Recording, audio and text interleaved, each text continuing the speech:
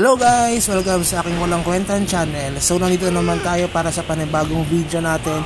Ngayon same pa rin naman PvP, DK, Dark Knight versus Wizard. Ngayon ang kakalabanin natin ay mas mataas compared doon kay Drake 07. Siya ay top 16 sa amin, ako ay top 38 kung makikita nyo. Siya ay overall sa mga Wizard sa aming cross server na top 5. Ako naman ay top 6 overall sa Wizard. So, siya naman ay, alam niyo bakit kasi palaging nagsasabi na bakit kaya puro BK ang gusto niyong kalaban? Kasi nga, gusto ko munang itest yung character natin kung kaya niya talagang sumabay sa mga BK. Kasi nga, nung tayo ay Energy Wizard before, bago tayo mag-switch to Swiftness Wizard, hindi ko talaga kasi kayang tayuan kahit yung mga low level na mga Blade Knight. So, hindi dahil may parang revenge ako or eagerness na matalo yung mga BK, kundi gusto ko lang subukan kasi nga, para sa akin kasi yung BK, ano sila isa sila, yung forte nila ay pang PvP talaga. So, ito, parang nagkaroon lang tayo ng background dito sa ating mga kalaban. Ang ganda ng wing niya guys, ignore, tapos ang ganda ng base damage niya, base option niya or base stat. Compare naman sa wing natin, no? So, kung makapansin nyo, naka T13 na rin siya at maganda yung kanyang weapon. At malakas talaga tong BK na to.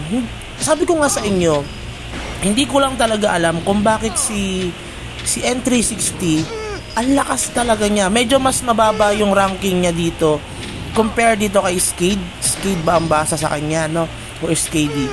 Hindi ko alam kung bakit mas mababa yung battle points ni N360. Mas mataas ito si Skade, pero hindi natin matalo si N360.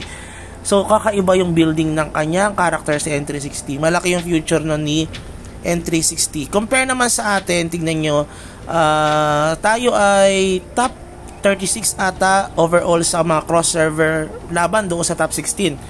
Pero tayo ay top 6 or top 5 din sa overall na Wizard.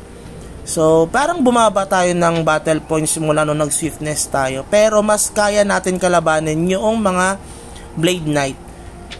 Kasi nung ako'y energy nga, sabi ko nga sa inyo, hindi ko talaga kaya, promise. Ewan ko lang sa ibang mga wizard dyan kung anong technique nyo. Kasi kung tuloy-tuloy yung Pyroblast, oo, malakas yung damage nyo. Pero mahirap kasing matayuan itong mga Blade Knight. Dahil sa swiftness, medyo kumunat ako, tapos nagkaroon tayo ng thunder na na-stun natin or nananakbak yung kalaban, especially yung mga melee, kaya medyo lumalakas tayo or napapatay natin sila. Yun lang naman ang disadvantage ng mga swiftness sa mga sa server, sa Sage War at saka sa cross server war or yung maramihan. So kasi isa lang yung tinatamaan ng ating lightning, hindi katulad sa Pyroblast, marami. Parang nag-splash damage siya. Hindi ko alam nga kung bakit malakas si N360. Siguro dahil sa mga kasi siya parang spender din kahit papano si N360. Hindi niya siya nakikita na nag-i-spend top up, pero bumibili siya ng MUC. So dahil doon, siguro marami siyang nakakain na fruits ng AG ba yan o STR na fruits or combo or yung SD na fruits. Basta makunat si N360 guys. Ngayon susubukan naman natin to. Medyo late na yung laban namin ni N360, no? Ngayon nagkaroon tayo ulit ng duel laban dito kay Skade, ba to? Isa siya sa kasama natin sa Ali. So susubukan naman natin kung lumakas na tayo kahit paano, konti. Kasi nag-upgrade tayo ng ating set. Nagkaroon tayo ng full option na helm. At saka nagkaroon ng DSR yung ating boots. At yung ating ring parang nadagdagan ng option. So yun lang, hindi ko alam kung mananalo na ba tayo dito sa isang mas malakas kay N360 sa battle points. Pero hindi ko alam kung mas malakas sila pag nag-PvP na sila. Kasi parang nagsubok na silang dalawa dati. Parang nanalo pa rin si N360 compare dito kay Skade, no? So yan, kung makikita nyo sa round 1 namin, yan talaga ang playing style guys ng Wizard. Huwag na kayong maumay dahil ganyan talaga kami nakakalamang at hindi namin kayo kayang tayuan. Kasi nga napakakunat nyo. Kasi pagka naman tinayuan namin kayo, syempre, talo talaga agad kami. Kapag pumutok yung skill niya, kitang-kita nyo naman, ang laki ng bawas sa atin. What more pag tinayuan pa natin sila. Diba? Kaya, ganyan lang. At saka tamang laro lang yan. Kapag naman sa tunay na laro, hindi naman natatayuan yan. Diba? Talagang tatakbo ang wizard. Kahit sa agawan ng RB, ang wizard, pag umatake yan, pag nilapitan mo, tatakbo naman yan eh. So, ganun lang din yan sa ating PvP. So, kung mapapansin nyo, siya ay minsan nagmi-miss. Yun lang kinagandaan sa swiftness, no? Dahil nga, ang skill lang ng BK ay yung Fatal Strike at saka yung iba pa, or yung Death Stab at saka yung iba pang skill niya na parang binabato espada at saka lumalapit siya. Hindi ko na naabutan yun eh, dati tayong DK. So, hindi natin alam siya. Hindi natin alam yun. So, unti lang yung skill niya. Dahil doon, sa unti lang yung skill niya, kapag binato niya yun, tapos nag-miss, edi sayang lang.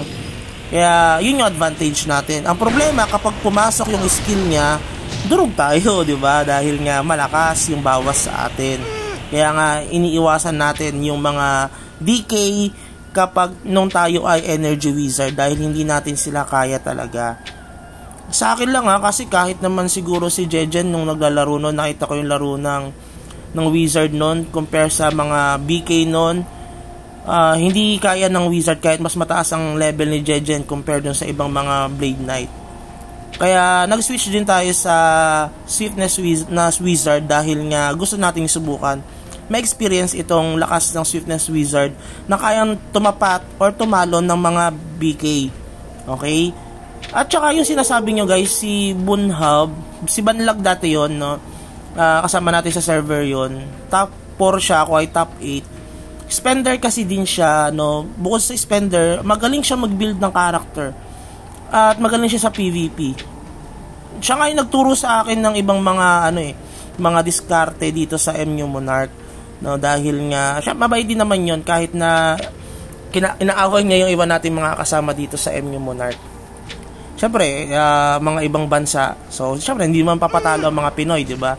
Pero syempre dahil talo kami palagi sa Sage War at mas malakas or outnumbered kami sa Guild ng Exile, tayo ay smash na, dati tayo ay Guardian. Hindi tayo lumilipat sa kanila dahil kahit na tayo ay makapinoy, syempre gusto naman natin maging balance yung laro. Talo na nga yung mga alien nating mga kaibigan, tapos dilipat pa tayo sa Exile, edi lalo silang manghihina, diba? Tayo ay top 8. Alam nyo ba na sa amin na server na 144, ako na lang yung natitirang pinakamalakas dito, no? Puro 143 na yung mga nasa top 10. Parang wala, ay yung top 9 pala yung sumunod sa akin yun. Yun yung number 1 namin dati. Spender din siya, pero parang huminto na siya mag-spend. Summoner siya. So ngayon medyo nahuhuli na siya sa atin. Tayo kasi tamang laro na, pero tuloy-tuloy yung paglalaro natin. Nakakahabol naman kita nyo naman, di ba? Hindi naman tayo nabubuli or hindi naman tayo na paglalaroan lang dito sa MU Monarch. Tayo naman ay nakakasabay doon sa ibang mga players na talagang spender or nag-i-spend ng medyo dito sa MU Monarch. Pero kung gusto niyo talaga maging malakas or yung sobrang lakas, mag-spend din kayo, wala namang problema doon. Pero kung hindi niyo nakikita na worth it, at sabi nga ni N360 parang hindi daw worth it kung sila ay mag-spend tapos mag-quit lang din, nasa sa inyo pa rin naman yan. Kung may pera naman kayo, bakit hindi? Diba? So nakita nyo naman, hindi ko alam kung anong round na to dahil madaldal tayo. Parang round 3 na to, panalo tayo sa round 2 at saka sa round 1. So round 3 na ata ito. Hindi yata makakaisa itong DK natin, no? Dahil nga syempre sa playing style natin. Pero malakas din siya, no? So yun, hindi ko alam kung meron lang siyang problema sa kanyang character or sa playing style niya dahil nahihirapan siyang umabante sa atin. So yun, 3-0 ang aming laban. Ewan ko kung tapos na ito. Daldal kasi tayo ng daldal. So yun lang. Pero sa susunod, bibigyan ko kayo ng mga laban na kalaban naman natin yung Energy Magic Gladiator or STR Magic Gladiator. Pero wag si Bunhub. Hindi ko pa kaya talaga si Bunhub. Napakalayo ng laban namin ni Bunhub. So dahil mas mataas yung ranking niya at mas malakas talaga siya sa akin, hindi mo natin siya kakalabanin, guys, no?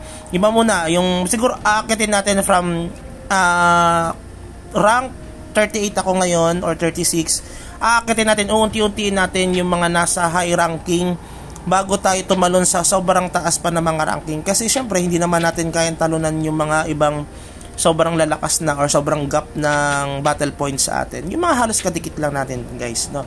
So, yun lang. Sana nag-enjoy kayo. Have a good day. Bye-bye!